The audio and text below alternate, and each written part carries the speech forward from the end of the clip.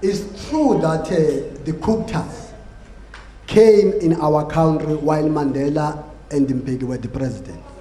The difference is that they didn't steal with the Guptas. What Zuma did took our country and handing over back to the Guptas. Then he stole with the Guptas and raped our country and render our country useless.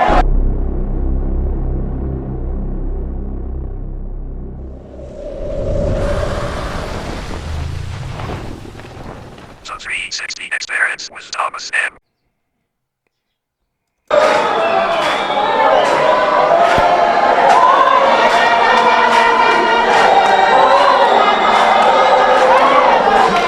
Guys, you know, I'm one person who's actually critical of the mainstream media. But you know, sometimes they say that you need to give credit where credit is due. So shout out to SABC, ENCA and Mail and Guardian for actually doing the town halls, for doing the political debates. I know for the longest time we said that this is what we need as South Africans. We need these politicians to go on stage and debate their policies. We need these people to debate each other about their stances. But in this whole thing, guys, I have a slight problem with South Africans. Am I the only person who actually thinks that when average South Africans attend the political debates and the town halls, we should not wear our political regalia? We should go there as South Africans, not as supporters of certain political parties. Guys, you remember last week we did a video of ENCA town hall in Hanover Park, and what we saw there, it was pretty disappointing, because we saw a community of Hanover Park.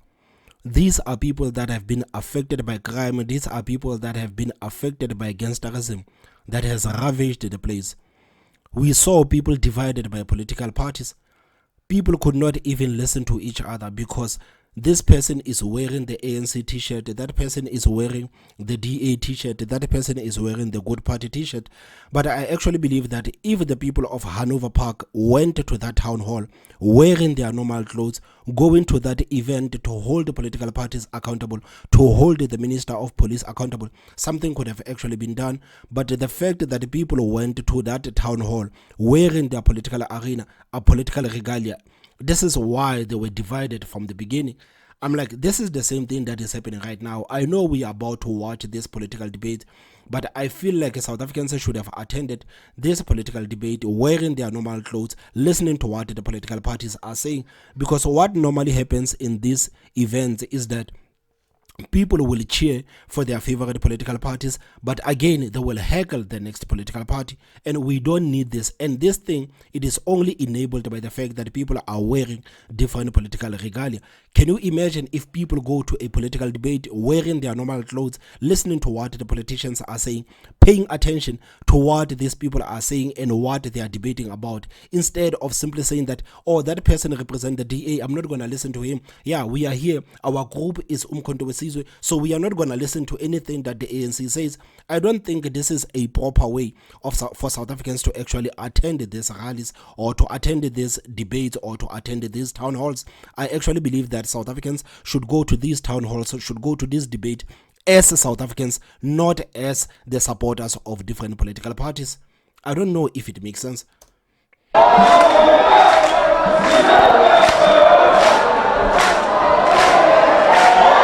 No doubt a vibrant audience here at the Hambanati Resource Center in KwaZulu-Natal. Full-throated song, no doubt they want to get their take, ask the people that are gathered in front of me their questions, burning questions. So let me introduce our panel tonight from the ANC. Let's start with the ANC. On my extreme left is Bheki Mtolo from the IFP. We have Mtolo. The DA's Christopher Papas joins us. So does the EFF's Mungesi Twala. And from the MK party, Kwazi Mbanjwa wraps up the group of 5. So no doubt, gentlemen, that this province is important. Why? Over 5 million registered voters, right? We're talking about a population of about 20% of the South African population. 12 million, over 12 million. And they have concerns, they have needs, they have wants. And I guess to a large extent, they will be looking to people, parties like yourself, as well as others, for solutions, to try and help them in their daily struggles. So we'll get to that in a short while, but I want to allow you to make your opening statements. We're short of time, so you'll just have 60 seconds to make your opening statements, and I will have to obviously interject if you do go over. So let's keep it short and sharp, and let's start with you, Mr. Mtolo. No, thanks. Good evening to viewers and everybody in KwaZulu-Natal and leaders of political parties that are here. No, I think to us as the ANC, these elections represent two fundamental aspects. The first aspect is for us to account of what we have done in the past 30 years to change South Africa from what it was to what it is today. And another second aspect, it's about presenting a concrete plan for the next 5 years on how we should move forward from the job we have done, which is visible to all communities. Thank you very much. Thank you very much indeed. But guys, don't you find it strange that ANC, for a ruling party, they say nothing about what Ramaphosa has accomplished? I know that right now the ANC, they are campaigning with the message that please look at what the party has done in the past 30 years. But none of them actually talks about what Ramaphosa has accomplished. The African National Congress, it's almost as if they want the South Africans to pretend like nothing has happened in the past 5 years. They want the South Africans to look at what the party has done since 1994. But they don't want the South Africans to discuss what has actually transpired in the past 5 years. I think like it is strange for the ANC to never say anything about Ramaphosa's accomplishment. Or is it because Ramaphosa doesn't have any accomplishments? All right. Not using the full time, but I guess we'll get to the full discussions in a short while. Mr. Ntuli, over to you. Your 60 seconds start now. Well, thank you. Good evening to yourself and to the viewers and the leaders who are here and the audience. Well, as the IFP, for the opportunity on the 29th of May, we will be taking that opportunity to govern this province of KwaZulu-Natal so that we fix the mess that has been created in this province.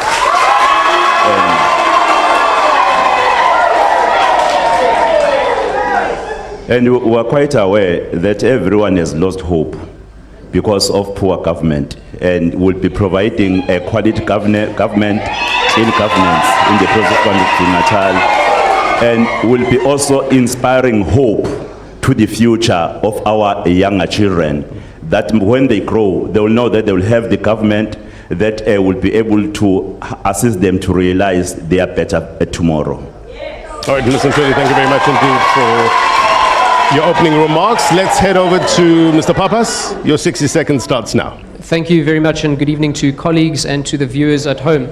I think we can all agree that things aren't working in our country and in our province. And ngesizulu uthi into mayingakusebenzeli uyayishintsha. If something's not working for you, you change it. Now we have serious problems around crime, around employment, around our economy, around electricity, around water in particular in this province. And we're not going to fix those problems with the same people sitting around the same table making the same decisions. So we have an opportunity on the 29th of May as South Africans, as the residents of KwaZulu-Natal, to compare the plans and the vision of different political parties, and more importantly, to compare the track record of different political parties in government and make an important choice of what the next 5 years is going to look like. So as the DA, we're excited. We're the only political party that you can compare when you talk about provincial government, and we have a good track record where we are in government. So I'm excited for this election. I'm excited, as Mr. Ntuli says, there's hope around the corner, and 29th of May is when we usher in a new future. Thank you. Thank you very much indeed, Mr. Papas. Oh, guys, I hate this behavior so much. I hate it so much. I cannot pretend anymore. I hate it so much, man. I wish these people could just settle down and let the politicians speak. Just settle down, man. I like just settle down. I this goes back to what I was talking about, that people go to these events as the supporters of certain political parties. Like, this is the reason why they are doing what they are doing right now. Can't these people just settle down and listen to what the different political parties has to offer? All right, let's hand it over to Mr. Twala. No, thank you. Greetings to you and to the viewers at home. Today marks 2024. It marks 30 years since the first inclusive elections in South Africa. Our people still remain landless and joblessness. We've been sold a pipe dream by the governing party, who are here to deliver on the commitments that the EFF will usher in to the people of South Africa who are hopeless. We know the plight and pain of our people who are wandering around, who've been neglected by this government over the past 8 years. We are here to table the concrete plans and the commitments to the people of South Africa and to restore hope and dignity to those who their land was stolen by the settlers in this country. Thank you. Thank you very much indeed for your opening remarks. Let's move swiftly on to Mr. Mbanjwa. Your 60 seconds starts now. Good evening. Good evening to the viewers at home. As the MK party, we are here to make sure that the whole mess up that has been done by the previous governments is being sorted out. We're not in the government, but we are going to be in the government definitely. And we want to fix every mess that has been done by all the other governments that have been here in the country. So basically, we want to make sure that the unemployed are employed. So we'll make sure that we create the industries in the rural areas so that we promote the back migration, because we've got a lot of Mtondolos around here because people don't have jobs. So that's what we want to eliminate. Thank you. All right. Mr. Mbanjwa, thank you very much indeed. We have lots to discuss. We're going to test those leaders that are up on this stage, also take your questions right here in Utongati in KwaZulu-Natal. Quick break, more next.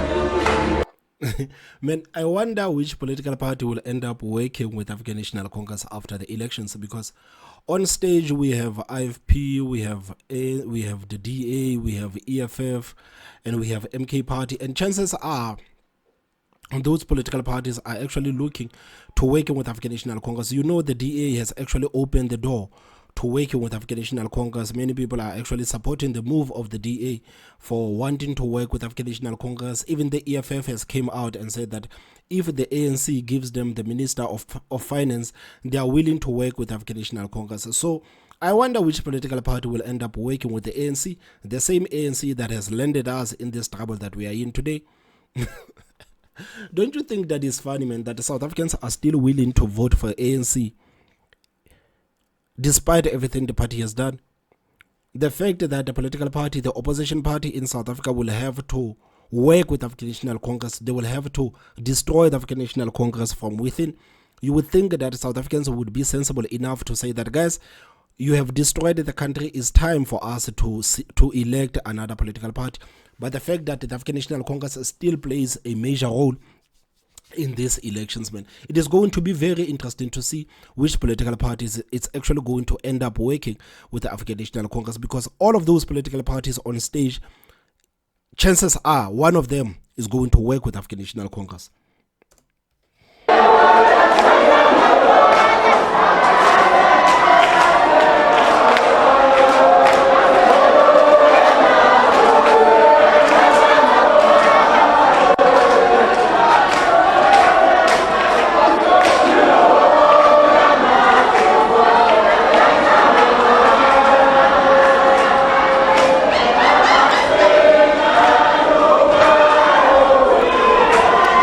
We're live from the Hambanati Resource Center here in Utongati in KwaZulu-Natal. Full-throated songs once again as the vibrant audience here that have gathered are eager to engage the panel that is sitting on the stage. So let's get to it.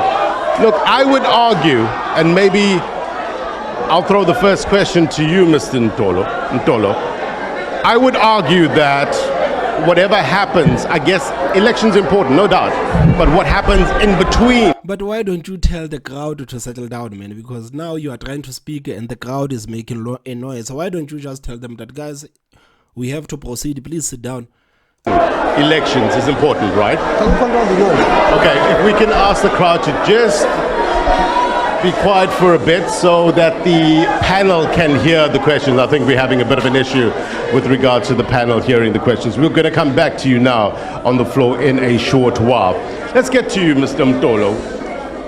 The ANC is the governing party of this province. Before we get to the umbrella issue of service delivery, etc., I want to talk about political dynamics. Who do you see amongst your panel here as the biggest threat for you to hold on to power?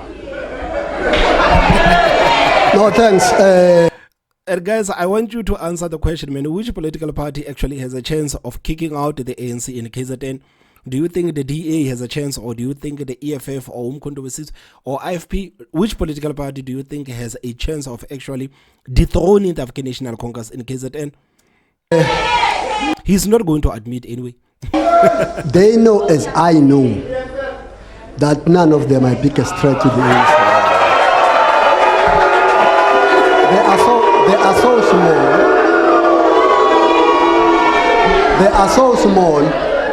Let me give you empirical evidence. The IFP, which is the biggest amongst all of them here, in 2019, it got only 18%. And overall in the country, it got 488,000 votes. Then, from then, it has not grown significantly. Then others are non-starters. You see, guys, this is exactly what I was talking about. The people are not even listening to what Bheki Mtolo is saying. The people will not listen to someone they actually disagree with. And I think this is the reason why I said that why do we keep attending these events as the members of certain political parties? Why don't we simply look at these people as people who are potentially might solve our problems? Why don't we just sit down and allow these people to speak so that we can make up our own minds? Because heckling someone on stage is not actually helping us. It's not even helping us as the viewers. It's not helping you as someone who actually has attended the venue. Man, I hate this behavior so much. You know, last week we were talking about the fact that it's almost as if the colored community there in Hanover Park, they were struggling with self-control. And now you see the majority of the people in the venue are black people, and we are struggling with the same thing. There is no self-control in that venue. There is no self-control. People cannot control themselves. If you feel like Bheki Mtolo is saying nonsense about MK, we have a representative of MK on stage. That person is still going to get a chance to maybe reply to what Bheki Mtolo has said. If you think they have said nonsense about the DA, you have Chris Pappas on stage. Wait for Chris Pappas to speak on behalf of the DA. There is no need for us on the ground to actually heckle someone on stage. This is the reason why I said that as long as we attend these venues, as long as we attend these events as the members of certain political parties, nothing is actually going to happen. I know it's good television. When it comes to television, it's good television, but it's actually not helping us as South Africans. They are non-starters, to be honest. But even all of them combined, they know as I know that they are non-starters when it comes to the African nation. Mr. Ntuli, do you want to respond to that? I was looking at... And guys, unfortunately, this is how politics is discussed in South Africa. When you talk politics and when you have an opinion about something in politics, in South African politics, this is how people normally react. This is how people normally react. Like you would barely find people willing to sit down and listen to you and oppose you like a rational person. When you have opinions about something, people will either insult you, they will either heckle you, or all sorts of things. And it's unfortunate that we don't take politics serious as South Africans. It shows us that we don't take politics serious as the people of this country. What is happening in that venue, it is a reflection of South Africa. It is a reflection of South Africa. So if you think that the South Africans are going to vote sensibly, if you think that South Africans are going to vote with their minds, just look at what is happening in that venue. Then you can exactly see how South Africans are. At your results from 2019, the IFP actually had around 16%, over 588,000 votes back in 2019. Your response to Mr. Mtolo? Well, I'm not quite sure whether this is a winter dream because, in fact, history has taught everyone that we are on an upward, significant trajectory. In 2019, we became the second largest, and in 2021, we won more municipalities back to the IFP. Now, as we speak, put a by-election, you'll see who people will choose when they vote, including the historically strongest ANC wards. People are voting for the IFP everywhere. Even in the far south, you go to Mzwabantu, Ward 11, you go to the central of Durban, Ward 99, you go to Newcastle, 4 wards from the ANC people voting for the IFP.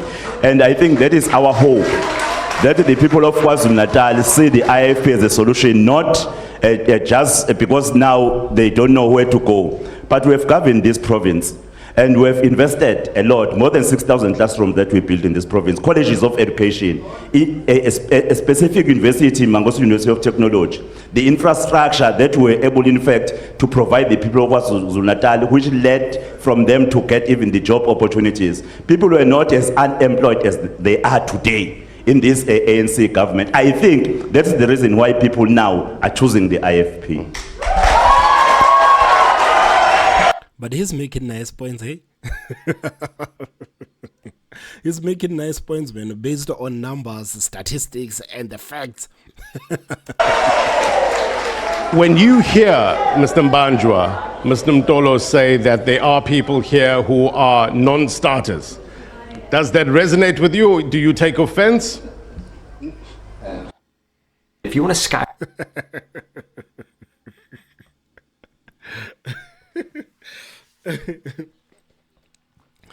Man, shout out to Bheki Mtolo, man, for starting a conversation, man. No, not at all. I think he knows what he's saying. It's wrong. That's number one. Man, you see, when it comes to MK Party, man, these people are something else, because you look at what KZN is or what the KZN has become, and the fact that Jacob Zuma has been the long-standing member of the African National Congress. South Africa, it is where it is today because of the people like Jacob Zuma. Jacob Zuma was there when the African National Congress were making dreadful decisions about KZN. But today, because Jacob Zuma no longer wants anything to do with African National Congress, the people of MK Party, they are saying, nah, we're still going to follow this person. We don't care about the history of this person. We don't care about the fact that this person was there in the African National Congress, in the executive of the ANC, making the decisions that are harming us as the people of KZN, simply because this person has now started his own political party. We're gonna forget about everything that he has done as a member of the African National Congress, and we now simply gonna pretend like he has never made any decisions that has actually harmed the people of KZN. You see, before the birth of the MK party, people were relaxed, they were doing everything the way they wanted to.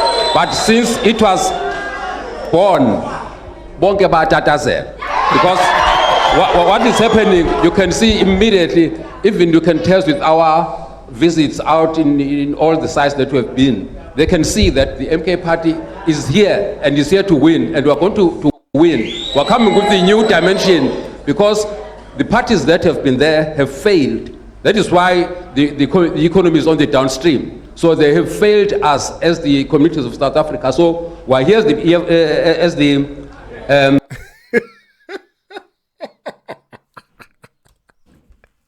he said we are here as the EFF.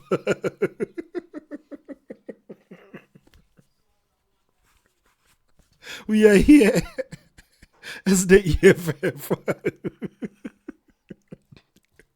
This is the representative of Umkhonto weSizwe. As the communities of South Africa. So while here's the we are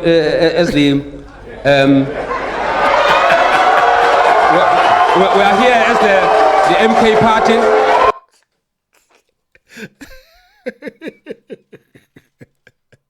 Get this man fired, man. Get this man fired.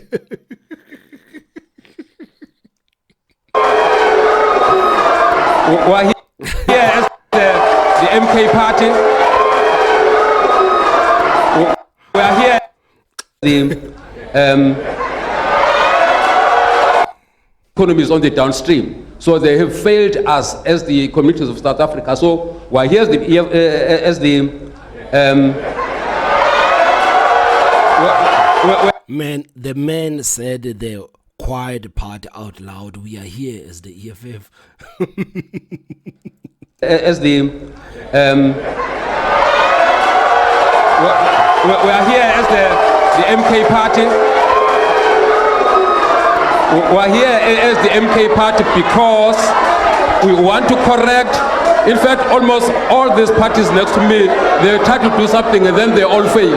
So that is why MK party is here, is to correct and make sure that the economy of this country is going in an upstream, not in a downstream. All right, thank you very much indeed, Mr. Mbanjo. I'm going to get Mr. Twala and Mr. Papas in a short while. I have to go down to Sakina. Questions from the audience, Sakina? Indeed, Blaine. And of course, you know, you were talking about why this is a battleground province, because after Gauteng, the most votes are to be had here in KwaZulu-Natal. So for anyone who's looking to lead this country, they need to have a good showing in Gauteng and a good showing in KwaZulu-Natal. And I think the parties have indicated why they are so strong here in terms of just working the ground in all parts of the province. But of course, also just taking a look at the audience, some questions. If there are any questions, anyone, the audience seems to be a bit bashful this evening, but there's a question here. Let's start. You'll just tell us your name and your question, please. Thanks very much. My name is Jeff Pullen, and my question is about load shedding. It's something that's really affecting our country. For the last decade, we've had load shedding, and it's just stopped before the elections, which is a bit suspicious. So we must be burning tons and tons of diesel, and this must be costing the country a fortune. Many business people contact me as a councillor and saying they can't survive. Their businesses have to close. It's especially affecting the tourism sector, and we can't carry on with this nyaga in our country. eThekwini is a tourism city, and my question to Chris Papas is, what will the DA do to fix this? Thank you. Right, let's throw it to Bongi on your side. All right, thank you very much, Sakina, and let's try and get as many questions as we possibly can, but we'll just start with the gentleman here. Yes, thank you very much. My name is Mafiga. My question is directed to Mr. Mtolo. Mr. Mtolo, the IEC stats indicates that there are 5 areas where 65% of the voters of KwaZulu-Natal are found. That is Durban, Pietermaritzburg, Herigwala, Lower South Coast, and generally in those areas, with the evidence of Ward 9 by-election, where you have took a ward from DA, which last time they've won with a slightly 9%. This time around, when you took it with more than 5,000. In those strong areas, you are on the up trajectory. Does this indicate that the ANC will increase to 58%? Thank you. All right, thank you very much, Sakina. Right, let's take one more and get some answers from the panel on top there. Your name, please. Thank you very much. My name is Siabongam from DUT. My question is that what is the impact of instability on economic development and investment in the province? And my other question is that in the possibility of collision within the province of KZN, how will the allocation of resources be implemented? Who's that question for? I think it's all for all the honorable members. All right, Blaine? All right, thank you very much indeed, Sakina. Let's go to Mr. Papas first with regards to the issue of energy and the insecurity issues that South Africa currently faces. You see, when it comes to the issue of load shedding, the ANC is doing what most of us had already predicted, that these people are going to get hold of load shedding until the elections. Because the African National Congress understands that the majority of South Africans, like, they have a short memory. South Africans are happy about the fact that they don't have load shedding. South Africans are not asking any questions about that. Guys, we used to have load shedding almost each and every day. Why don't we have load shedding? What are the measures that have actually been taken to make sure that we don't have load shedding. You remember Ramaphosa last time he was in KZN, he said that this whole thing, the fact that the country is not experiencing load shedding today, it is not an election ploy. It shows you that the African National Congress is working on load shedding. But they are doing what we have predicted before, because they understand that South Africans, they understand that South Africans have a short memory, and by making sure that the country has sufficient energy going into the elections, they know that many political parties will not have a chance to actually campaign, because many political parties actually looked at the issue of load shedding as one issue that is going to destroy the African National Congress. But right now, when political parties, especially the opposition parties, when they came out and say that, guys, let's talk about load shedding, people are not interested in listening to political parties about load shedding, because people have electricity at home. They have electricity at home, so the ANC understands, and they are doing what most of us had already predicted. It's unfortunate that South Africans are not interested in asking the relevant questions, like that gentleman who said that clearly we must be burning a lot of diesel, we must be getting in debt because of what is happening right now in the country. We know that the ANC, they don't have the capability to fix load shedding. The ANC has shown the South Africans that there is no political will for them to solve this issue of load shedding, and now suddenly we don't have load shedding. Over 20 days in the country without load shedding. It tells you that this is an election ploy, but it is not going to work with the majority of South Africans. Majority of South Africans are simply happy with the fact that they have electricity at home, and when political parties are trying to talk about load shedding, no one actually listens to these political parties because people have electricity at home. I think it's all for all the honorable members. All right, Blaine? All right, thank you very much indeed, Sakina. Let's go to Mr. Papas first with regards to the issue of energy and the insecurity issues that South Africa currently faces. Your solutions? Thank you. I think it is important, though, that I address Mr. Mtolo's continuous amnesia in this province. He seems to be very confused for a party that couldn't even put 30 people to come together at this particular event. It's very brave of him to say that he's going to win. But let me answer the question. So we know that the problems of load shedding started under the ANC government, and they're not going to solve it. In fact, it got worse under Mr. Zuma, who sent all our money with the Guptas overseas. But we have a solution to solve the electricity crisis.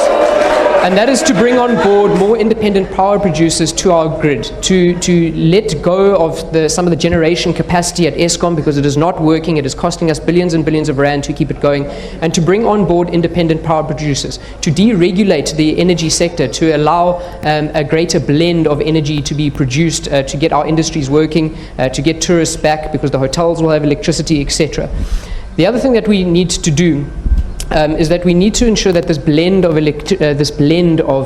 power that we're going to supply to our grid, we allow municipalities, we allow lower levels of government to more easily wheel through the network. At the moment, the regulations around the electricity network are so hard to navigate that it is impossible for sufficiently capacitated governments to be able to produce their own electricity, wheel it through the Eskom network, and supply municipalities like eThekwini and others. Right. So let's introduce independent power producers, a mixed blend of energy to our system, and make sure that we have regular updates of our integrated resource plan. Thank you. Right. Mr. Twala, I think one of the questions that the student asked kind of blends into that with regards to the concerns of economic instability and more investment. What is the Economic Freedom Fighters' proposals with regards to getting this economy going again? No, thank you very much. One thing that I want to clarify first before I get into that question is that it's just suicidal for ANC to believe in its own propaganda. I mean, ANC at some point, it was enjoying 60% of the voter population and support in the province of KwaZulu-Natal. But in 2019, the ANC only got 52% in this province. And we're working to ensure that we liquidate the ANC come the 29th of May, because it has really dejected and also neglected our people in eThekwini in particular. Our people are living in dire and deplorable conditions. There are over 600 informal settlements in eThekwini, under the government of the ANC, which at some point enjoyed 2/3 majority. We don't have land today because of the ANC. Our youth is languishing in poverty, they're living in squalor, they're hopeless because of the ANC. But what are your solutions? What is the EFF solutions though? Expropriation of land without compensation is the solution. 80% of the population here in South Africa is only occupying 10% of the land. And 10% of the population is occupying the majority of the land. Land is everything. The resources, the natural resources of this country are leaving this country and are not benefiting the people of this country and this province in particular. I mean, there are mines here in KZN. Why don't we create a state-owned mine so that we control the quality of coal that gets to be supplied to ESCOM? We are having the issue of this economy that is plunging because there is no reliable power supply. No one will come and then invest in a province where you are not guaranteed of a power supply. Yeah. Now we're saying, as the EFF, let us take control of the minerals of this country. 50% of them, they must benefit South Africa. And also, we must also be able to create employment to the young ones, right, the youth. This threshold also of the age of 35, right, it's not really working. Any person that qualifies and has skills must be employed, and we must do away with cadre deployment and party loyalists. We're going to talk more about this. Members. I need to take a quick break. Our question we're asking you, who will claim victory for the battle, some would say for the soul of KwaZulu-Natal? You've heard what the panel has to say. We're going to hear more from our live audience after the break. Stay with us. You know what is funny is that when the EFF talks about land expropriation without compensation, they are making it look like when the EFF gets in governance, we are going to expropriate the land and give it to the people. But the policy of the EFF says that the land shall belong to the state shall be the custodian of the land.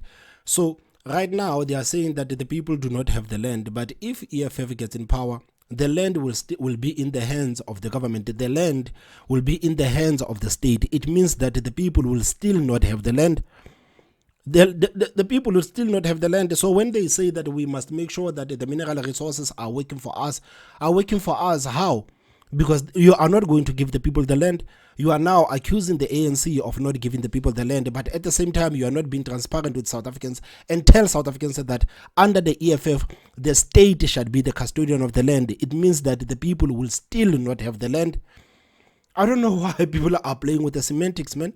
Why are they playing with the semantics? You don't want people to own the land. The same way the ANC doesn't want people to own the land, you also don't want people to own the land. Because you want the state to be in the hands of you want the land to be in the state, to be in the hands of the state.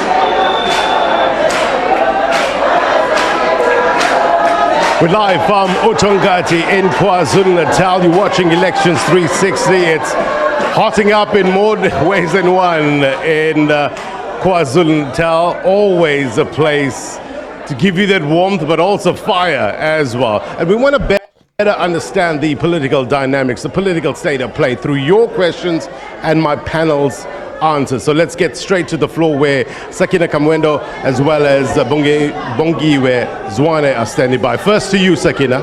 Well, thanks so much, Blaine. And of course, again, the importance of this province, given that there's a 16% contribution to the country's economy, I think that cannot be underplayed. And then we also look at KwaZulu-Natal being home to the Durban and Richards Bay ports, and together those two handle almost 60% of South Africa's cargo tonnage. So that's quite a lot, and it's quite significant, and we've seen the sort of impact that it had when that wasn't working properly.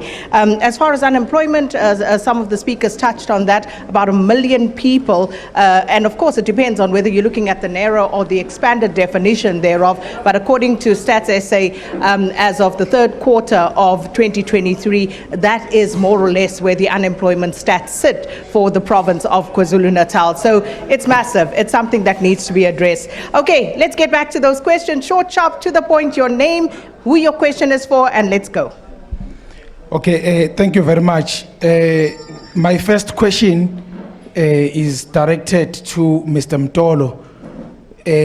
Uthi nje sicela achazele umphakathi ngale program le ka KZN Wildlife le okunqamula obhejani impondo ukuthi where are these horns going, where are they going to store them, what is the intention of this program exactly, and then omunye umbuzo still to uMtolo ukuthi bathini yini edala ukuthi ama artisans ande ehlala amaqoqo ngamaqoqo emadropeni enga employer ndawo, whereas sinendawo sinama industrial zones njoba sila uthongathi nje it's an industrial zone njoba na ku Richards Bay kanjalo, yini edala ukuthi sifikela khona sinama artisans angasebenzi.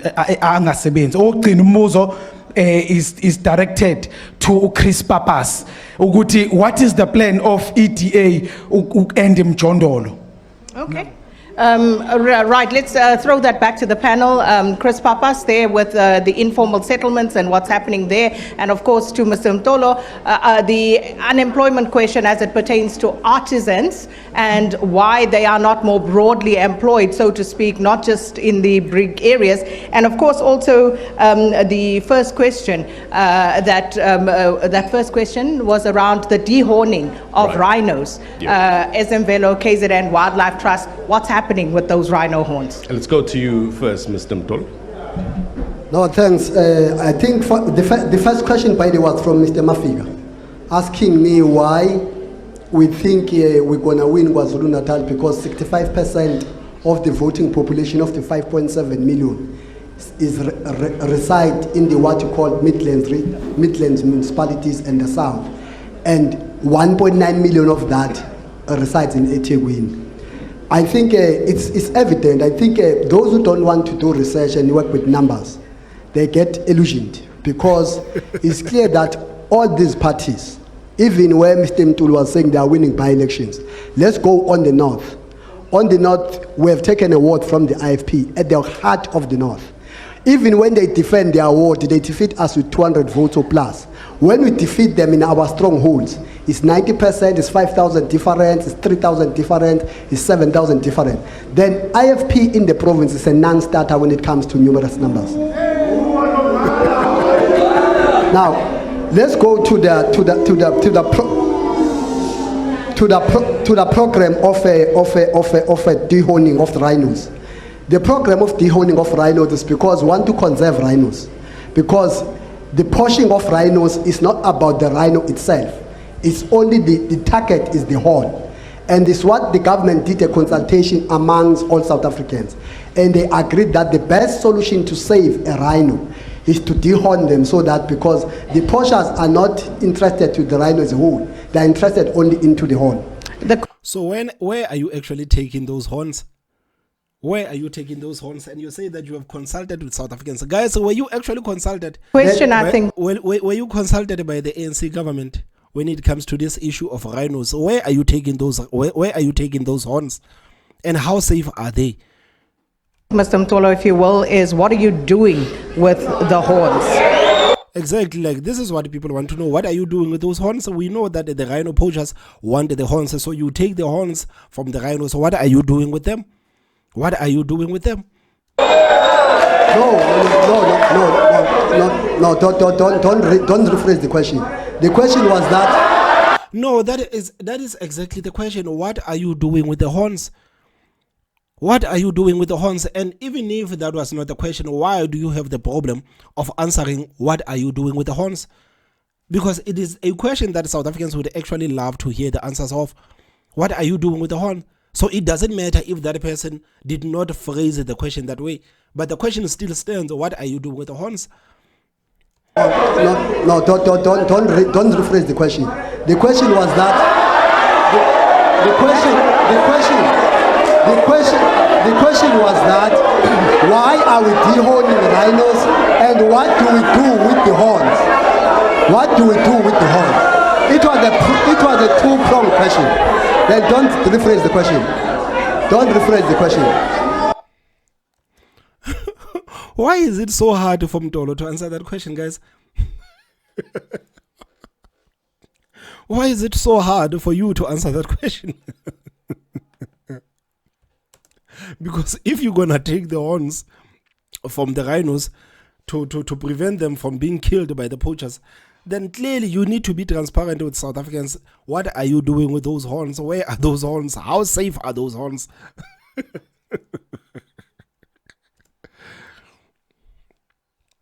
Then what has happened is that the department, after the Department of the Wildlife and Environmental Affairs and all other agencies in the country, in Kruger National Park and others, once they dehorn the horn, the horn get conserved in a place where it is safe.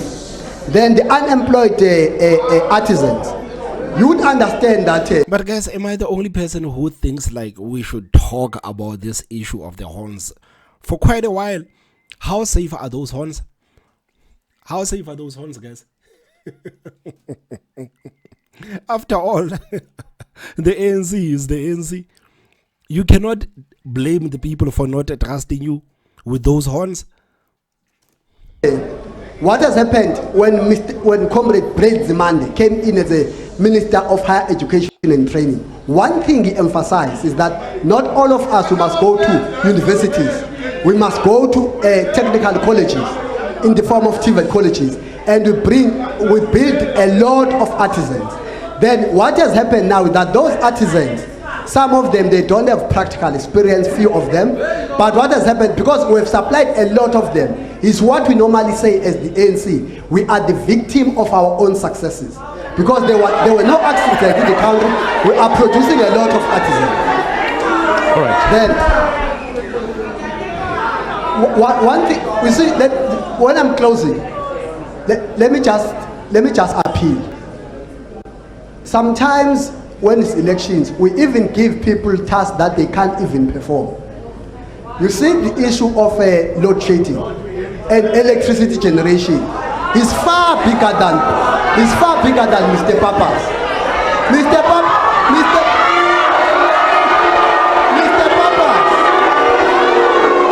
So the ANC is telling South Africans that the only political party that can actually solve the issue of load shedding is the ANC.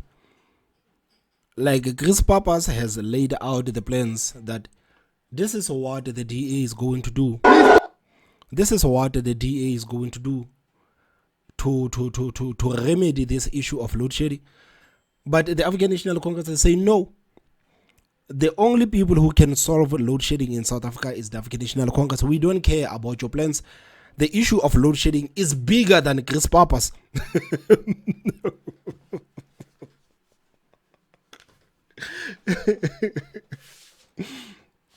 I mean, like, I'm sure Chris Papas feels insulted by Bheki Mtolo, man. Just imagine, man, the people that have plunged us into load shedding telling you that your solutions do not matter. We are the only ones who have the solutions.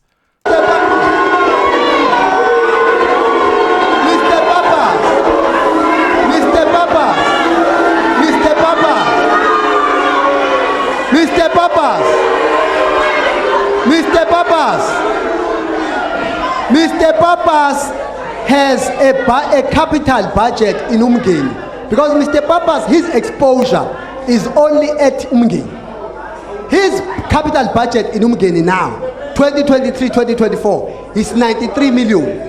As of end of February, in terms of his own Section 71 report, FMMA Section 71 report, Mr. Papas has only spent 26%, 24 million of that. He can't spend 93 million. Why do you want to bother him with billions? Let's get a response from Mr. Papas, and also Chris. Just also tackle the issue, the question about informal settlements, housing, big issue in KwaZulu-Natal. To you, sir. Thank you very much for the question.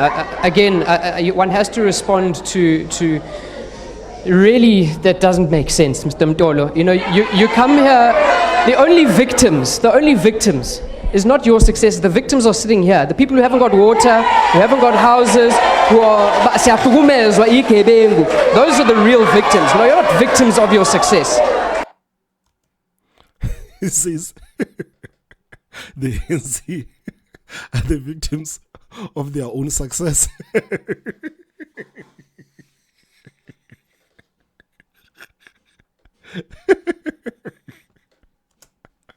We are the victims of our own success.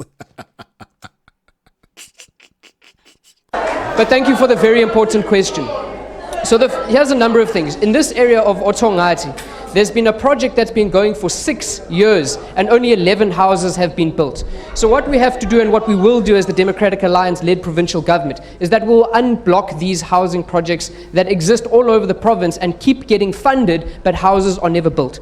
The second thing that we have to do is make sure that there's infrastructure. We're talking about Mkungundlovu there when I'm a mayor. There are 3,500 houses that cannot be built because the ANC-led Mkungundlovu district municipality cannot invest in water and sanitation infrastructure, and it's the same across the province. The next thing is to release public land.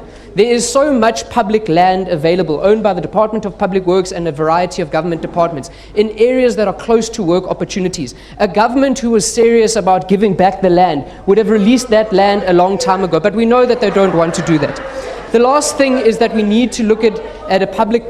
I mean, like, this is the reason why I do not favor that whole nonsense motion that the land, the state should be the custodian of the land, because right now this is the same thing that is happening with African National Congress.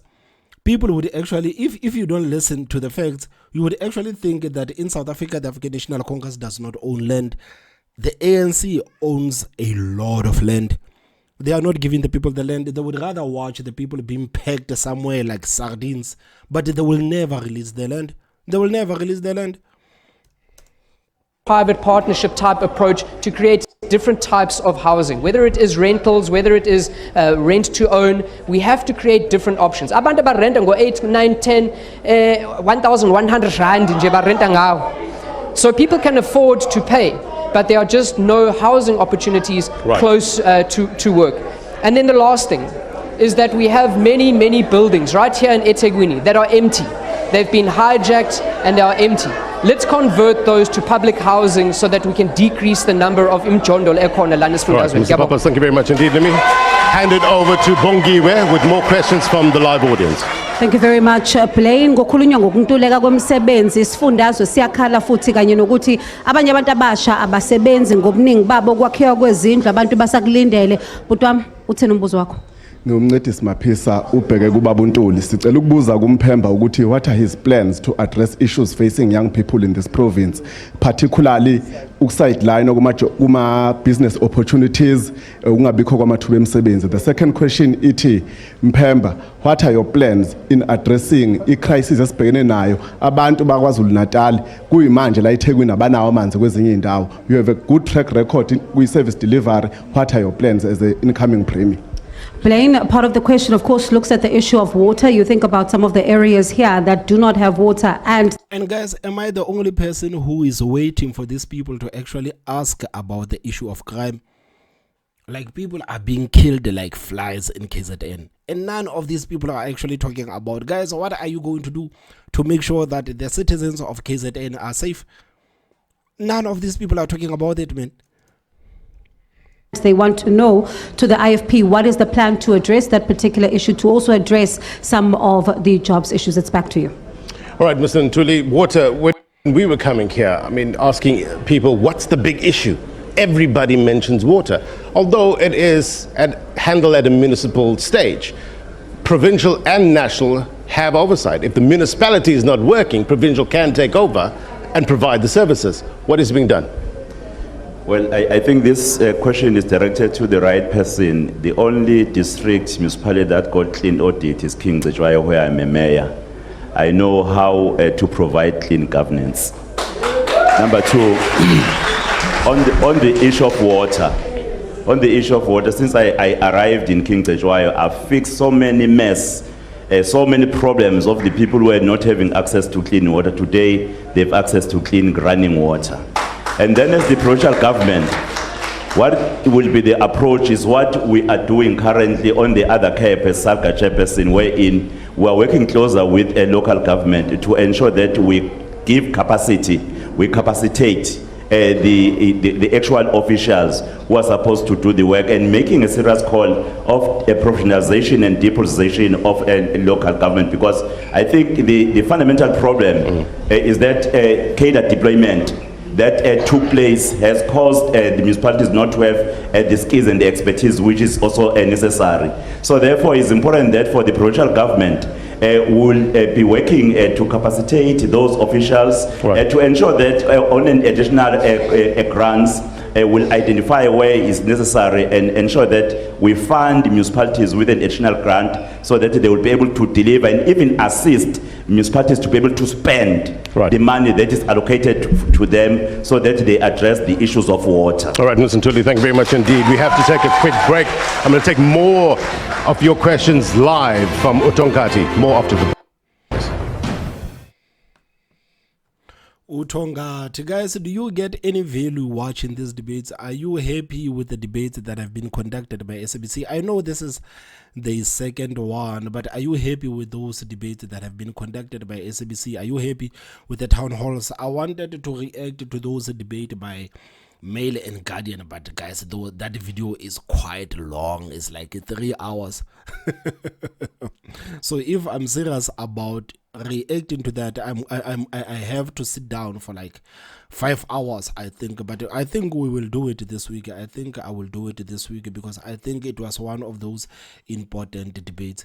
But we do carry on SABC News Channel for an extra half an hour. So I'm going to throw it now to the floor to Sakina and Bongiwe. Sakina, to you first, and then the panel can then wrap up with their answers. Sakina? Well, thanks, Blaine. And again, just a reminder to our audience, short, sharp, to the point. Let's keep it crisp.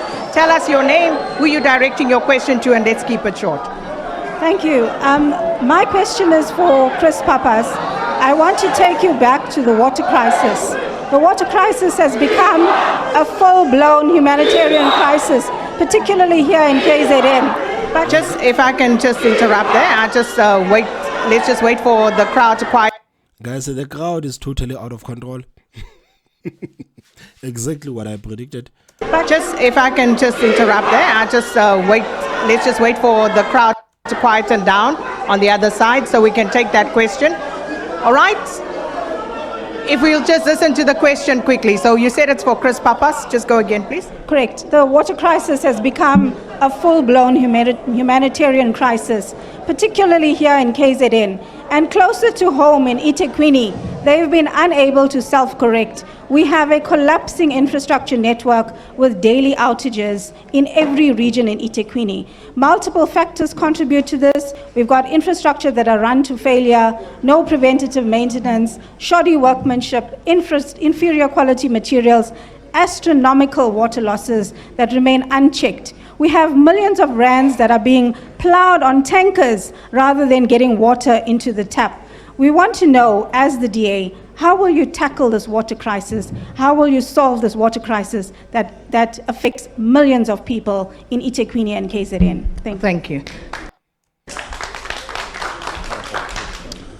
Thank you very much. My name is Inamandla Mabund.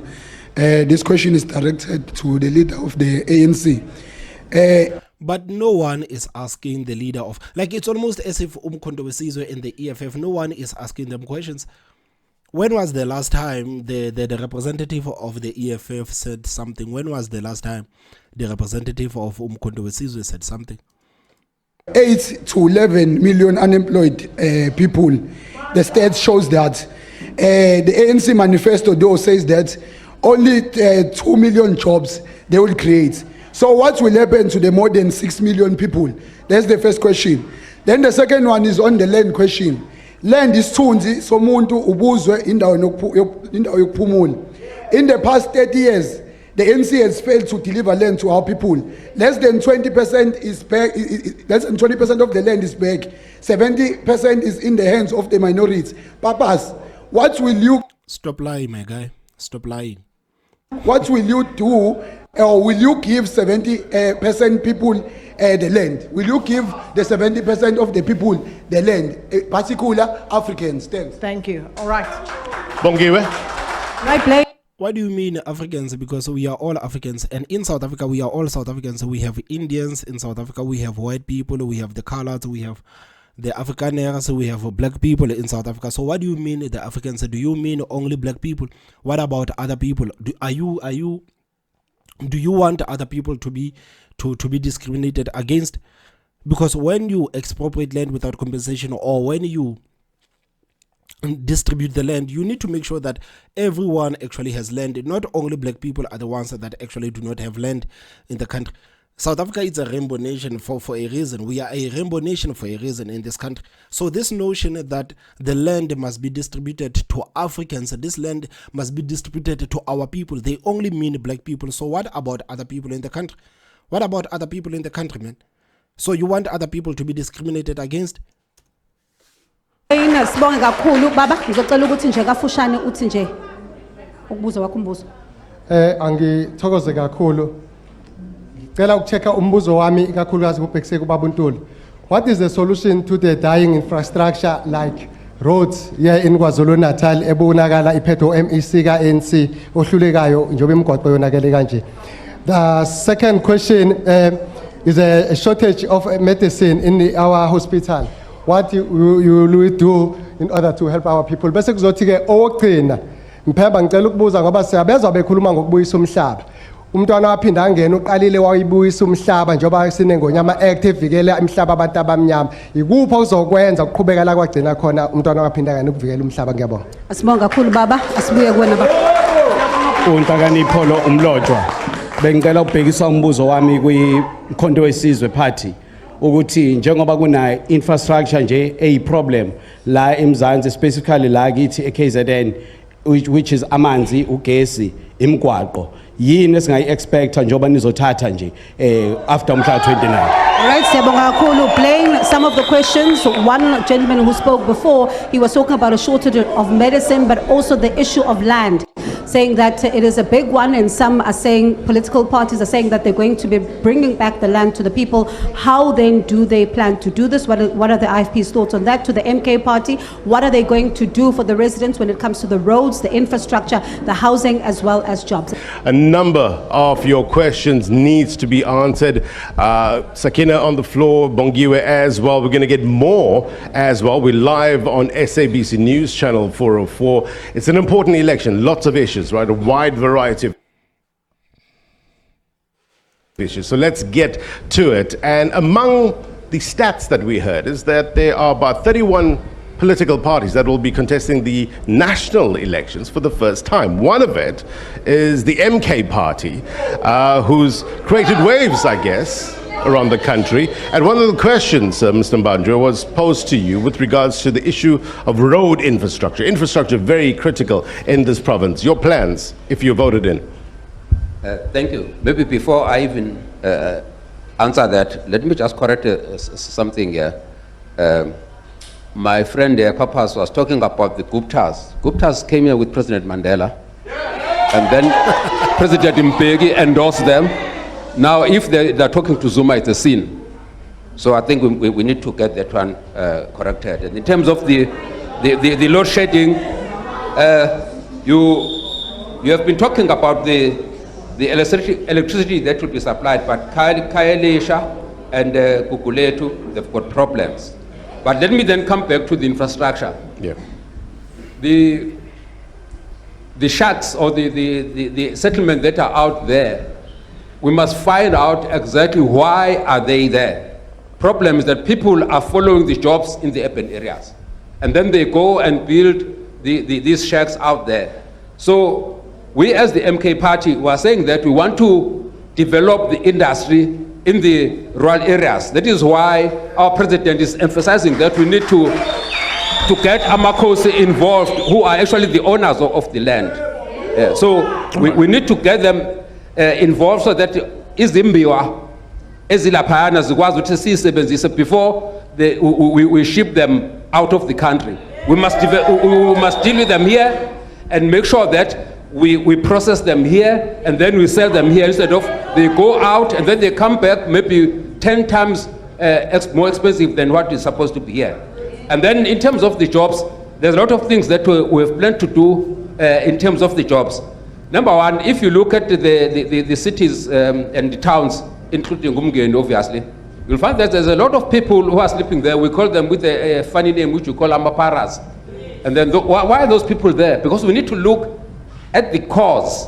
We mustn't just talk, because I can see they're fighting amongst themselves because they're in government or in government. So that is why they're busy fighting. So what I'm saying, we need to build like a reformed places where we'll take all these amparas and then we put them there with the intention of not arresting them, but in terms of rebuilding their minds, so that they can become the people in the future, and then others will go home, others will work there because we'll get land from the land affairs, which will be developed in terms of agriculture, in terms of in terms of the industry, and then they will work there. They will also get education. They will get clinics. All the doctors that have been marching there because they don't have employment, they will be employed there. So that is what. Thank you, Mr. Mbanjwa. Mr. Twala, I want to bring you in. Look, it all boils down to basic services, right? People just want the lights on when they switch it on and water running. That's what it boils down to. People don't have time to listen to technical jargon as to why this is not happening. What are the low-hanging fruits if you are in government in this province in order to sort those issues out? You, Mr. Twala, yeah. The low-hanging fruits with regards to fixing the main issues that are coming here is water, electricity. No, thank you. I think this issue of water is the aging infrastructure that has been neglected by those who are in the commanding heights in the municipalities. I mean, from 1996, we had local government elections and also the local government to ensure that they roll out the plans into attending into the water infrastructure, but they leave it until it's dilapidated. Now we're saying let's fix the aging infrastructure and do away with water tankers. And there are certain dams here in KZN that are not owned by the government. For instance, go to Umkhanyakude. There is one man who is in charge of that dam, who is called that white man there in Jozini. We have Inanda Dam just here in eThekwini. What did the municipality of eThekwini do? Where's after the April floods? After those floods, the government of eThekwini is not responsive. They are only reactionaries. Today we are having sewer spillage in almost everywhere where you go in eThekwini. We have indawo here, Mtolo, ebizwa ngolindela. Abantu bakithi, they don't have piped water. They don't have water, flushing toilets in their homesteads. But the government of the ANC never had any plans to ensure that they address those issues. Right. We as the EFF were saying, let's increase the state capacity, because we are only relying on private business and the tenders.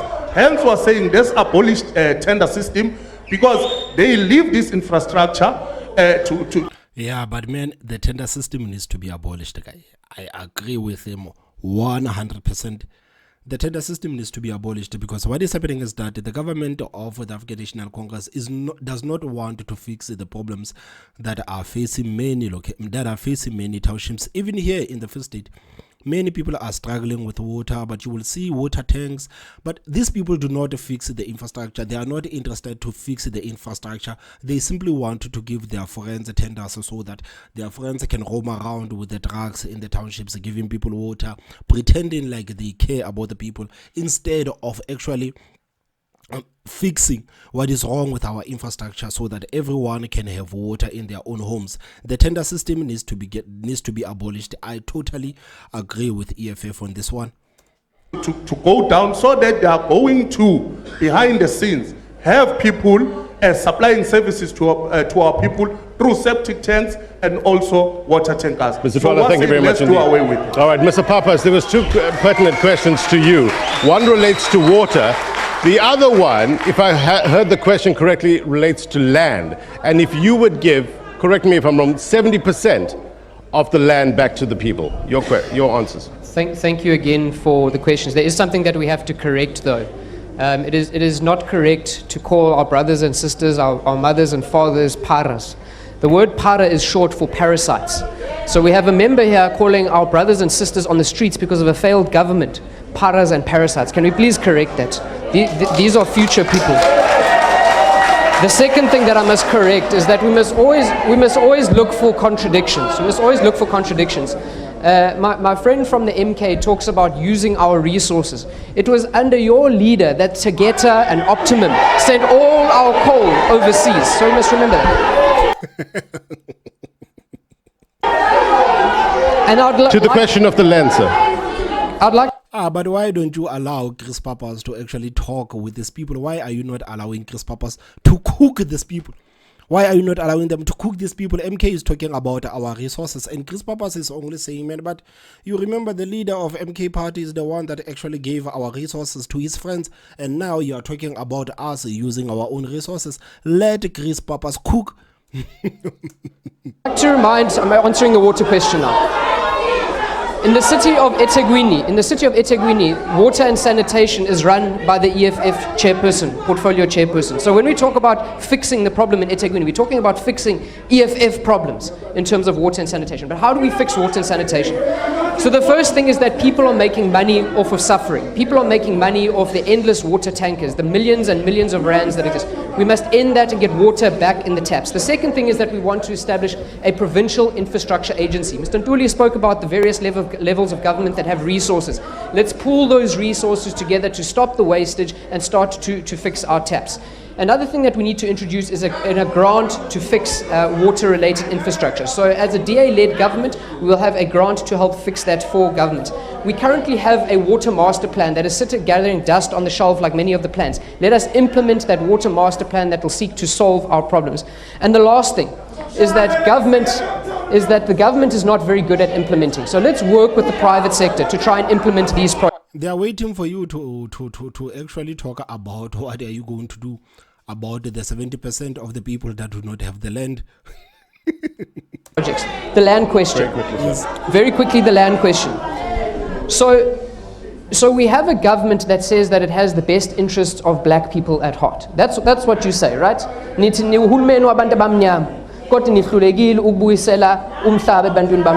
a couple of reasons. The first thing is that the land claims court doesn't work. Things have been held up there under your government. So the first thing that we need to do is make sure that land claims are moving through the courts. The second thing is that we need to give up as much state land as possible to people who deserve it. The third thing is to give title to people. There are still people in RDP houses who are kicked out of their homes because they haven't got title. And the last thing on land, is that the current government spends more money on VIP security than they do on land reform. That tells you what is a priority. So a DA-led government would give up state land, we would make sure people have title, we would make sure that the land claims court is working, and we would ensure that more budget is allocated to the important task of land reform. Sebo. Thank you very much, Mr. Papas. Mr. Ntuli, before Mr. Ntuli, to you. But it's almost impossible to hear what people are saying with the crowd heckling and booing and all sorts of nonsense. Well, thank you. Well, on the issue of the infrastructure as the IFP, in fact, not... But it's almost as if this crowd only respects the IFP, man. When the representative of IFP speaks, everyone shut up. But when the ANC, DA, Umkhonto weSizwe and EFF speaks, everyone is making noise. But when the representative of IFP speaks, everyone suddenly they get quiet. Only that we will be telling a dream that this is what we'll be doing. We governed this province. That is why we speak of more than 6,000 classrooms that were built. That is why we talk about the colleges that I've mentioned prior, and even the universities. Even the issue of ensuring that we have roads that allows people to access all the destinies, in particular that will empower people economically. When we are given an opportunity,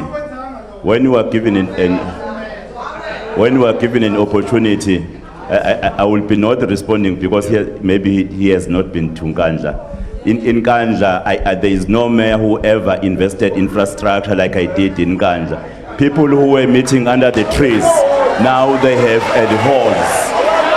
You know, one of the criticisms is what good is roads if they're riddled with potholes? So, in fact, what we'll be doing as the IFP will ensure that we tar all the gravel roads in rural areas and townships. We'll ensure that even those roads that are full of potholes, the potholes are properly fixed, not the way they are fixed today. And on the issue of the medications, we'll ensure not that we're talking about something that we'll be doing. When we're governing in clinics and hospitals, people were having access to proper medication, not Panado for every. Not Panado for everything. Not Panado for everything. When we are then given an opportunity back by the people of KwaZulu-Natal, we'll ensure that people have access to proper medication, which is specific for different sicknesses. Right. All right, Mr. Ntuli, thank you very much indeed. Mr. Mtolo, with regards to, I think one of the questions to you was unemployment. It's true that the Guptas came in our country while Mandela and Bheki were the president. The difference is that they didn't steal with the Guptas. What Zuma did took our country and handing over back to the Guptas. Then he stole with the Guptas and raped our country and render our country useless. That is the difference. Where Zuma broke the neck of our country is where he allowed a private commercial jet of the Guptas to land in our military air base in Waterkloof. That was the end of it. That's the difference. Then the issue of, carry on. Then when it comes to water access, in KZN you need one thing. The municipalities that got a high access of water above. Guys, this is the reflection of South Africa, man. This is the reflection of South Africa, unfortunately. Unfortunately, this is the reflection of South Africa, man. I will not stress it enough why it's important for us to attend these things as South Africans, not as members of political party. I would not stress it enough because people cannot stand criticism. They cannot stand criticism. Just look at the MK supporters, man. Like, they don't want to hear anything when it comes to Jacob Zuma and the Guptas, man. Like, do not mention Jacob Zuma and the Guptas. Please, please don't say that Jacob Zuma gave Guptas unfair. Please don't say Jacob Zuma gave the Guptas unfair advantage, man. Please don't say that. We are going to sing and we are going to make sure that you do not speak. 85% are municipalities that are run by the African National Congress. Where the IFP runs water, the water access is below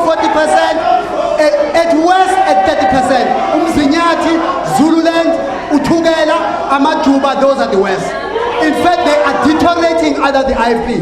Umhlathuze, as we speak now, he's deteriorating under the IFP. And why people are so pissed off when people mention what Jacob Zuma did with the Guptas? Why are people so pissed off? Why are they pissed off? This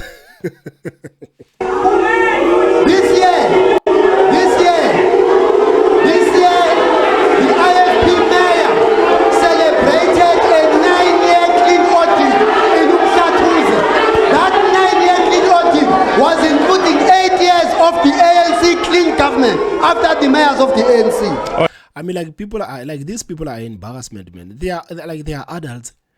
They are adults, but they are failing to restrict themselves. They are failing to control themselves, but they are adults. They are embarrassing. They are embarrassing. Just finally, sir, with regard to the unemployment. Then when it comes to jobs, there's a gentleman who asked me jobs. We are promising 2.5 million jobs because we say in our priorities, we're going to industrialize our country, we're going to reskill our people.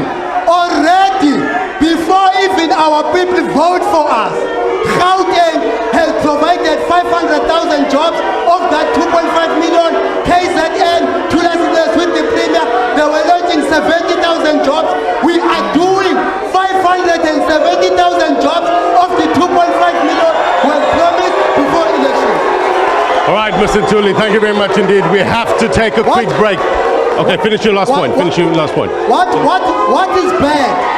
What is bad about the question that was asked by Mr. Mapisa, the former mayor of Abatulu, who was fired because he was appointing every staff through nepotism.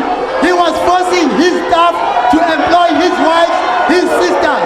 To ask a question about cadre deployment is so ingenious because Mr. Mapisa is not a mayor of Abatulu because he was exposed by the ANC for nepotism. His wife was appointed in Manchageni, unqualified. We exposed her. He was fired. Now the same wife is employed in another municipality of the IFP without having been advertised the job. All right, Mr. Ntuli, thank you very much indeed. It is no doubt, Sakina, heating up. Control, do we need to take a break or can we carry on?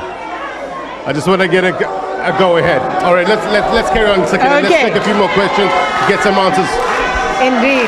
Indeed, Blaine. So, as you said, it is heating up here, literally and figuratively, so to speak. And of course, we are coming to you from Utongati. We are in KwaZulu-Natal on Elections 360. And I think what we're going to do, we're going to take a quick ad break, get everybody to get the singing out of their system somewhat, and we'll come back with more of your questions.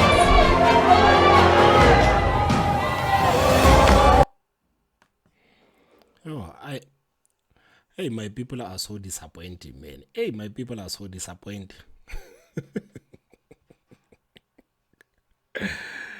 My people are so disappointing, my man.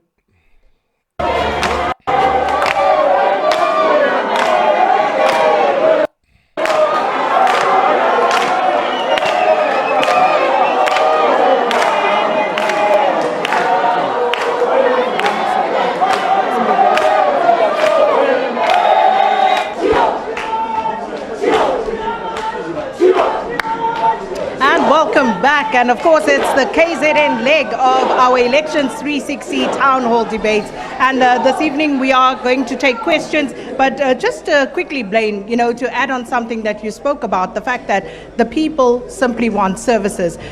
You used an analogy there saying that, you know, what good is a road if you can't drive on it? What good is a tap if there's no water coming out of it? The South African Human Rights Commission last year in September, they warned that they feared that there's a water supply disaster looming in several parts of KwaZulu-Natal. In that same report, the Commission also found that government and its water agencies were actually violating the rights of citizens in this province. Some of the mayors up there speaking, KZN municipalities are on average actually budgeting between 2 and 3%. This is for infrastructure maintenance, which is of course far below the 8% that the Treasury guidelines outline. And you look around and these are some of the chickens coming home to roost. But let's get back to the audience with their questions. Name one question and we go. Igama Mxoliswa kaNzimbomvu ilunga le-ANC. Umbuzo wami uqonde straight kunobhala wenhlangano enkulu kwaZulu Natal nase South Africa ANC. Siyazi ukuthi nisebenze kanzima ukwenza isiqinisekiso ukuthi bonke abantu bayawathola amanzi.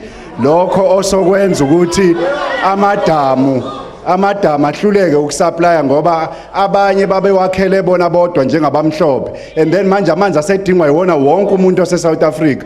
Uthola ukuthi inkinga seyikhona ke manje. Sifuna ukubuza ke nobhala ukuthi njenge-ANC yini enizoyenza ukwenza isiqiniseko ukuthi nilungisa amapipe amadala lawa aqhuma zonke izinsuku bese nandisa amadamu nokuthi amanzi njengoba sibona ukuthi kuneyinkinga zokuthi imfula iyasha, ikhona yini indlela eningayenza ukuthi ni purify ulwandle lukwazi ukuthi libe amanzi esingawasebenzisa ukuflasha kanye nokugeza? Ulowo mbuzo engiqondise kunobhala we-ANC. Greetings to everyone. My name is Basanda Klaba from the Durban University of Technology. I was planning to direct my question to all the political leaders on the panel, but due to time, I'll address this to Mr. Tuli, who grabbed my attention by addressing the influence of the IFP in the academic sector. So, Mr. Tuli, how are you planning? How is the IFP planning to promote employment and promise the youth of South Africa that oh my God. Okay, how are they planning to promote employment by the use of education, and how is the IFP going to? Okay, pressure. Okay, no okay, pressure. Okay.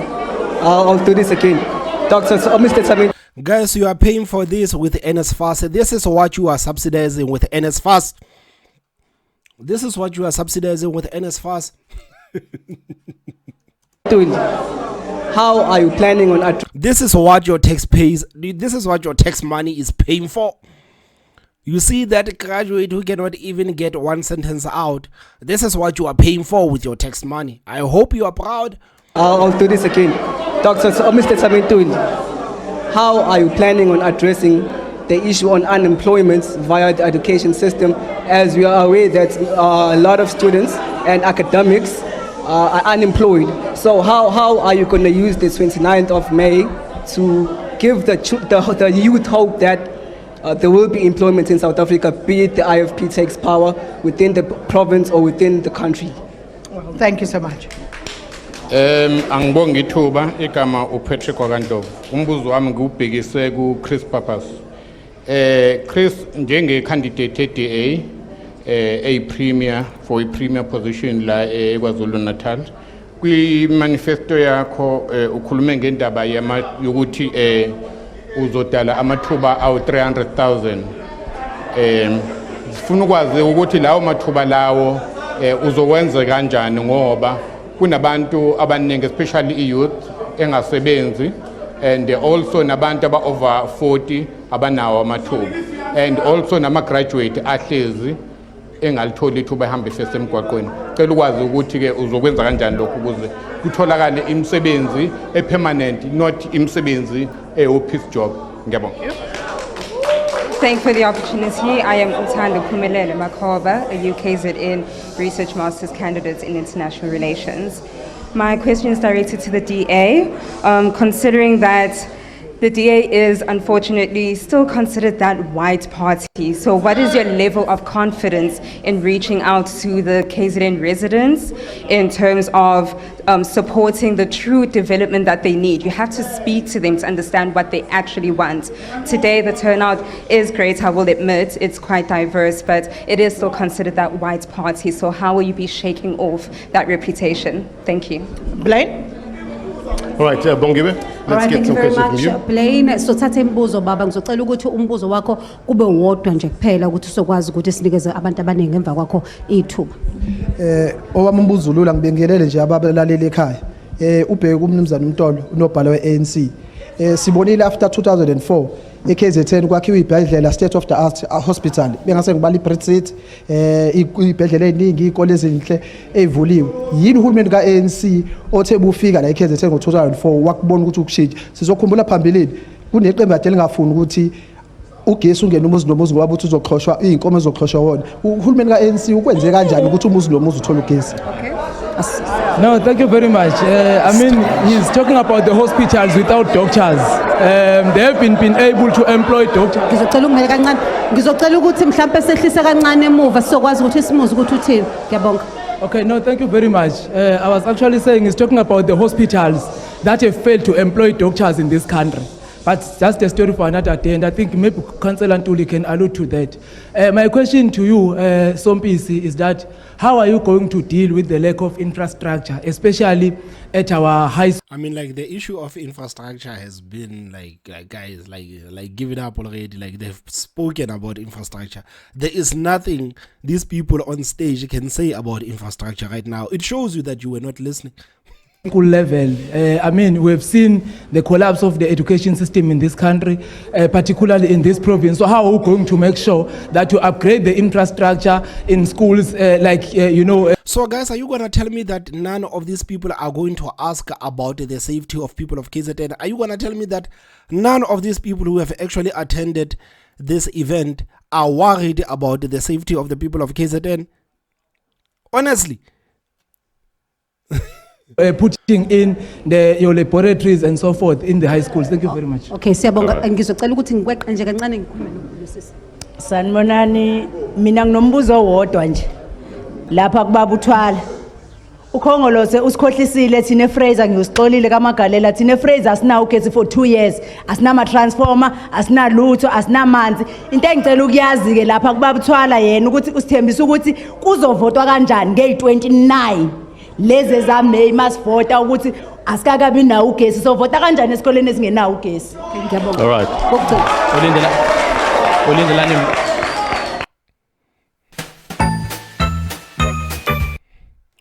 They will bring you generators, man. You know, you don't have electricity in your neighborhood. They will bring you generators. But my first question will be directed. Ngizocela umbuzo wakho ube wodwa nje kuphela. Ngiyabonga. Okay. To Mpemba, we have a challenge of crime in the province. I just want to know now, what is it that the IFP will be doing to ensure that crime is dealt with? Amakosa ayabulawa in the province, and it seems like there is no plan in the current government. And also to Mr. Mtolo. Ngicela umbuzo ube wodwa. Ngiyabonga kakhulu. Apologies about that. Isikhathi siyasibalekela bhuti wami. Blaine, one of the questions here is the community is asking, how are they going to be voting if the transformer is not working and they're going to be voting at a school with no electricity? All right. Bongi, thank you very much indeed. Due to time constraints, we're going to take last comments. We're going to give you each a minute. So please try to include as much of your answers to the audience as possible in your minute. Mr. Mtolo, let's start with you. Your minute starts now. Thank you. Minister Senzo Mchunu is building 2 dams, Umkomazi Dam, that will cover 5 districts. It's going to build Stephen Dlamini Dam. Then eThekwini has appointed a contractor to deal with the northern works which cover this area, which was affected by flood. The southern works, which covers Makuta, Umlazi, those areas. And then that's what we are going to do. And then in terms of education, I think in KZN everybody knows that it is number 2 in terms of matric results. But what is also very bad is that the least district is King Cetshwayo, which is led by Mpemba, because municipalities of the ANC are helping schools to achieve in school results. In KZN every day we are handing over one of the world-class. Mr. Mtolo, thank you very much indeed. We have to cut you off now. Thank you, Mr. Mtolo. Mr. Ntuli, go ahead. Well, no, thank you very much. But I have a question, though time will not allow. Why Minister Senzo Mchunu is building dams now? After all 5 years they've been in government. Then, when it comes to what was close, that the results KZN is number 2, but is telling us that the ANC education district is the least one. That is their failure. I don't know what to do with such failure. And I must inform him that they refused. I set aside a budget of more than 2 million for the carer guidance for the children. They refused, the Department of Education refused to allow the municipality to come on board and assist them. All right. So, I don't know. And lastly, on the issue of the Mr. West- Tuli, I have to cut you off. I'm so sorry. 1 minute is going to be running out of time. Mr. Papas, go ahead. Thank you very much. It must be really hard to be an ANC supporter these days with having such confused leaders. One day they're singing Wenzenu Zuma, the next day they're Bam Klega. It must be really difficult. So I want to answer the second question first, and that is the perception that the DA is only a white party, a majority white party. I think that there's a big difference between reality and what is actually on the ground. The DA is the most diverse party. We represent South Africans across the board. And it's always us who gets held against that measure to say you are not diverse enough or you are too diverse. There's not another political party sitting here that can say that they equally try to represent as many communities as possible. So if you're looking for the most diverse party, the Democratic Alliance is that party. And speaking of diversity, no one actually says that majority of the people in the ANC are black. No one actually says that the majority of the people in the EFF are black. Majority of the people in the IFP are black. But it's always the case with the DA. It's always the case with the DA. So if you want the DA to be a diverse party, why don't you call for other political parties to be diverse? I think that is a stupid question. Like to go around and say that the DA is a white party, but you look at other political party. Other political parties are not representative of other people in the country. They are not. I'm like, this thing reminds me of, you remember guys when people were talking about the Springboks and the fact that the Springboks are not diverse. The Springboks is an all-white team, but no one was saying anything about Bafana Bafana, the same Bafana Bafana that is majorly represented by black people. So you want the diversity on one side, but you say nothing about other political parties that barely has Indians and white people within it. So if you're gonna hold the DA to that standard of saying that we want you to be a diverse party, you also need to talk with other political parties and say, guys, we want the DA to be a diverse party, but we also want you to be a diverse party. So it has to go both ways. You can't say that the Springboks is all white, but at the same time you say nothing about Bafana Bafana that is all black. If you want more black players in the Springboks, you need to demand more white players in Bafana Bafana. This is how diversity works. We must continue to build trust. We must continue to build trust in all communities and change that perception to build that rainbow nation that we envisage and that we want to take place. On jobs, how do we create jobs? Well, we fix the infrastructure. We make sure that there's water in the taps, that the roads are working, that there's electricity when we need it, and that we support small businesses to grow instead of Mr. giving Papas, thank you tenders very much to the same indeed. people Thank you very over much and over indeed. again. Mr. Swallow, go ahead.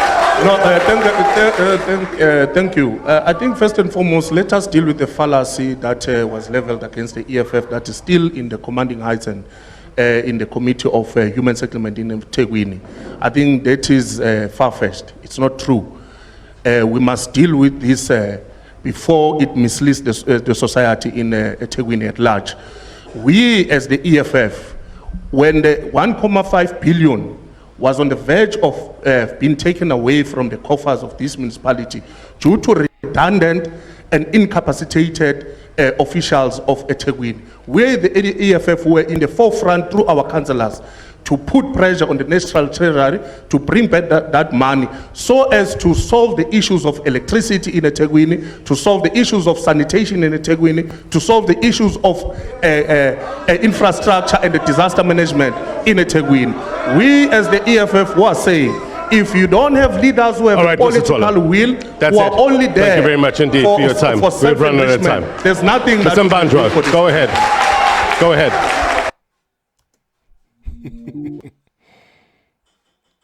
I mean, like, right now, the SABC is running this debate like a bunch of amateurs because they have allowed the crowd to steal much of their time.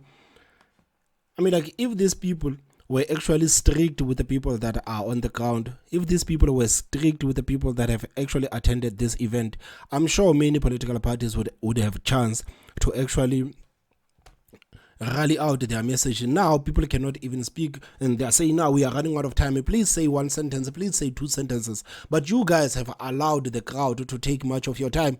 You have allowed the crowd to take much of your time. So it is your fault that right now the people cannot even hear what their political representatives are saying to them, because you guys have failed to hold the people and say, guys, you need to be calm, you need to settle down so that we can speak with these people, so that you can hear what these people are saying. It is your fault. I mean, like, it's embarrassing right now. People cannot even say two sentences, and the guy is like, we need to move forward. We need to move forward. Chris Papas, Chris Papas is trying to speak. We need to move forward. Like, it's nonsense. Thank you. The infrastructure is actually the one that is driving the economy of the country, and unfortunately, the ruling party at the moment is not doing justice into it, because if a road is going to be costing you 200 million rands, for example, and then it is built for, you pay 400 million rand, and then the other amount goes ngomlenze. So but then the last thing is that we want to change the rules of the country. We don't want to be using the Roman Dutch law. You don't want to use the Roman Dutch laws. It was fine when Jacob Zuma was benefiting from these Roman Dutch laws. Now you no longer want to use the Roman Dutch laws. Don't you find it funny that these people are now talking about the Roman Dutch laws and all sorts of things? But Jacob Zuma was the president of the country. Why didn't Jacob Zuma change these Roman Dutch laws that you people hate so much? He was the president of the country. What did he do about the so-called Roman Dutch laws? The African law. And second, and guys, what is African laws? Can someone please tell me what is African laws? Or if you have a link of these African laws that these people are talking about, please guys tell me what is these African laws that MK always talks about.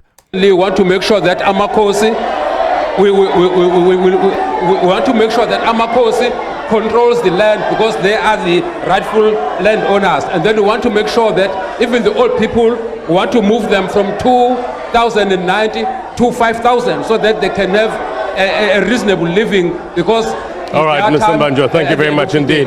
Thank you so much for your time. No doubt this conversation will continue. Thank you to all the leaders in our panel here tonight. Sakina, gotta go. We gotta go. That's all the time we have for tonight's edition of...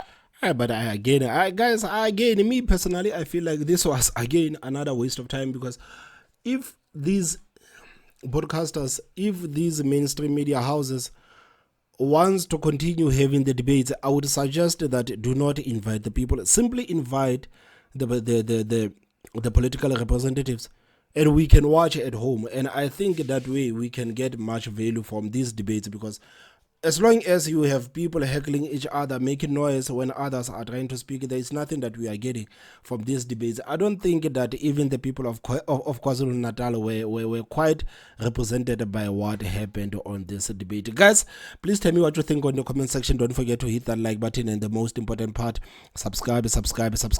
My name is Thomas Mabao, so I will see you next time. Bye-bye.